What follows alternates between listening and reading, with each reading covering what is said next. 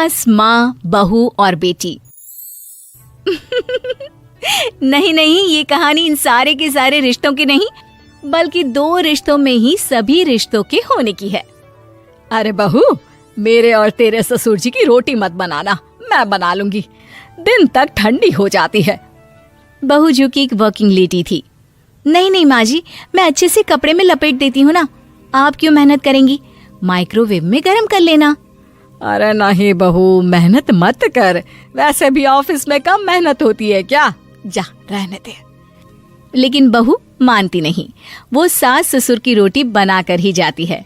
दोपहर में खाने के वक्त ससुर जी कहते हैं, अरे बहू को रोटी बनाने के लिए क्यों मना कर दिया, क्या हो गया, ठंडा ही तो खाते आए हम लोग हमेशा से। अरे वो क्या है ना, सुबह ऑफिस जाती है, घर का सारा काम करने में वक्त लग जाता है, अरे थकती है वो अलग, तो मैंने सोचा बहाने से ही थोड़ा कम काम करवाऊं। ससुर मुस्कुरा रहे होते हैं, ये तो अच्छा है, बहू को समझना जरूरी है। वक्त बीत रहा था, घर में सब खुश थे कि एक दिन, माँ जी आप शाम को थोड़ा टहलने निकला करें, घर पर रह रहकर हड्डियां जाम होती है, पापा को भी ले जाया करिए, मैं वक्त पर तो आ जाती हूँ। बहू ठीक 5 बजे ऑफिस से घर आ जाती है। फिर चाय नाश्ता बनाकर सास ससुर के साथ बैठती, उन लोगों को सारा दिन का हाल बताती। रात को पति घर आता है। क्या बात है बेटा, ऑफिस से आकर कभी हम लोगों के साथ भी बैठा कर। अरे माँ, दिन रात काम करके मन ही नहीं करता, अगले दिन की फिर तैयारी होती है, आप और पापा ही कमरे में आ जाओ। इससे अच्छी तो बहू है, कितना भी थकी रहे, घर आकर हम लोगों के लिए चाय नाश्ता बनाना, फिर बातें करना। बहू ना होती तो हम बुढ़ा बुढ़िया तो बैठे ही रह जाते। सास और ससुर अब बहू के कहने पर शाम की सैर पर निकलने लगते हैं। सास की कई सहेलियां बनती है तो ससुर को भी कुछ बुजुर्ग लोगों का ग्रुप मिल जाता है। कैसा रहा सहेलियों के साथ शाम का वक्त? हम लोगों ने तो भाई खूब योगा किया। अरे हम लोगों को गप्पों से फुर्सत ही नहीं होती। वैसे मिसेस मल्होत्रा आज बहू के बारे में कुछ बोल रही थी। तभी वहां ऑफिस से बहू आ जाती है जो जींस और टॉप में होती है। क्या बात है माँ, क्या कह रही थी आपकी सहेली आपकी बहू के लिए? सास इस बार बहू को कुछ अलग तरीके से देखती है और उल्टा सवाल ही दाग देती है। क्या कह रही थी वो हटा, ये बता, तेरे ऑफिस में तो मर्द भी काम करते होंगे ना? बहू जो अब तक मजाक कर रही थी वो सीरियस हो जाती है। मर्द होंगे नहीं माँ जी, मर्द ही ज्यादा है, हम 5 ही लड़कियां हैं ऑफिस में। अरे तो अच्छा लगता है क्या ऐसे कपड़े पहनती हो? कल से तुम ना साड़ी पहनकर ऑफिस जाना, और हाँ, शाम का नाश्ता थोड़ा जल्दी बनाया करो, नाश्ता बनाकर बाद में ही ऑफिस के कपड़े चेंज करने जाना। बहू को समझ में नहीं आता कि सास को हो क्या गया है, लेकिन वो कुछ नहीं कहती, सीधे किचन में जाकर चाय नाश्ता बनाती है और सास ससुर को दे देती है। अगले रोज बहू ऑफिस के लिए तैयार होती है तो खूब सुंदर सी साड़ी पहनती है और ऑफिस के लिए निकलने से पहले सास और ससुर के पैर छूती है और निकल जाती है। क्या बात है, आज मेधा के ऑफिस में लग रहा है कोई फंक्शन है। अच्छा, पता नहीं, मुझे तो बताया नहीं, वैसे तो सारी बात करती रहती है। अरे देखा नहीं कैसे साड़ी पहनकर जा रही थी? अरे वो तो मैंने ही बोला है उसे। अरे अच्छा लगता है क्या रोज रोज ऐसे सूट या जींस में जाना?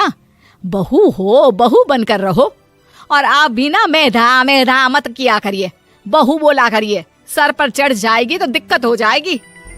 सास अब बहू को बहू जैसा रखने लगती है, हर बात पर रोका टोकी, हर बात पर ताने। क्या बात है, आजकल लेट आ रही है ऑफिस से? अरे चाय के लिए भी देर हो जाती है, हम लोग फिर पार्क में भी देर से पहुंचते हैं। सभी की बहुएं वक्त से चाय नाश्ता करा देती है अपने सास ससुर को, बस एक तू ही है जो उस वक्त ऑफिस से निकलती है। माँ जी, वो एक रास्ता पुलिस वालों ने न जाने क्यों बंद कर रखा है, जिसके कारण ट्रैफिक ज्यादा हो जाता है। मैं कोशिश करूंगी कल वक्त से पहले ही निकल जाऊं। ससुर देख रहे होते हैं कि बहू अब परेशान सी रहने लगी है। एक रोज, मेधा, बेटी मेधा। जी पिताजी। बेटा देख जरा कौन सी टी शर्ट अच्छी लग रही है। वो क्या है ना, शाम को सब बदल बदल कर टी शर्ट पहनते हैं, मैं भी सोच रहा हूँ कि आज कुछ अच्छा सा पहन कर जाऊं। हाँ पिताजी, ये सही है। ये लाल वाली ना बहुत जचेगी आप पर। मेरे पापा पर भी डार्क रंग बहुत जचता है। क्या चल रहा है? अरे ससुर के सामने घूंघट तो छोड़ो, ऊपर से रंग बताया जा रहा है टी शर्ट का। अरे बहू, कोई संस्कार दिए नहीं है क्या तेरी माँ ने? बहू इस बार बहुत निराश हो जाती है। वो वहां से तुरंत अपने कमरे में चली जाती है। अब बहू घर का सारा काम करती, ऑफिस जाती, लेकिन साड़ी और सर पर पल्ला लेकर। एक बार पड़ोसन उनके घर आती है। वाह सुमित्रा बहन, बहू का तो रूप ही बदल दिया। ठीक किया, बहू बहू जैसी ही अच्छी लगती है। अच्छा चलती हूँ मैं। पड़ोसन के जाने के बाद सास बड़ी अकड़ के साथ कहती है, देखा मेरा कमाल, कैसे मैंने मेधा बहू को कंट्रोल में कर लिया।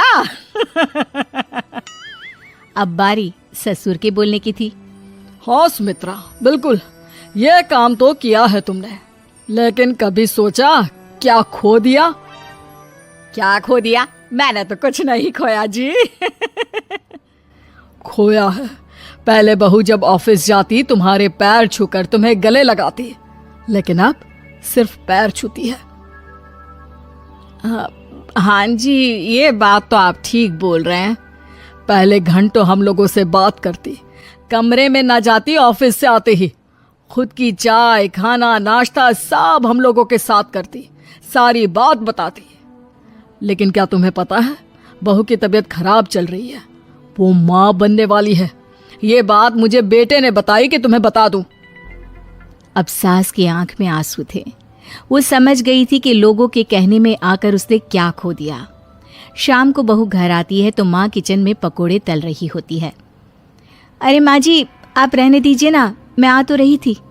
अरे नहीं, जा तू चेंज कर ले, मैं नाश्ता और चाय टेबल पर ही लगा रही हूँ मेधा। सास के मुंह से अपना नाम सुनकर बहू को बहुत अच्छा लगता है। माँ जी, कोई गलती हो गई है क्या? मेरे होते हुए आप काम करे, ये ठीक नहीं है। संस्कारी और समझदार बहू सास को माँ समझती है, लेकिन सास की बेवकूफी उसे सास ही बनाकर रखती है। बहू, मुझे भी थोड़े संस्कार और समझदार बनने का मौका दे, जिससे मैं भी बहू नहीं बेटी को देखूं तुझ में। और हाँ, मेरा होने वाला पोता क्या कहेगा कि दादी ने तो मेरी माँ को बहुत परेशान किया। बहू सास को गले लगा लेती है। नहीं माँ जी, वो कहेगा कि माँ को तो दादी ने बेटी बनाकर रखा है। Please like and subscribe Animated Lore.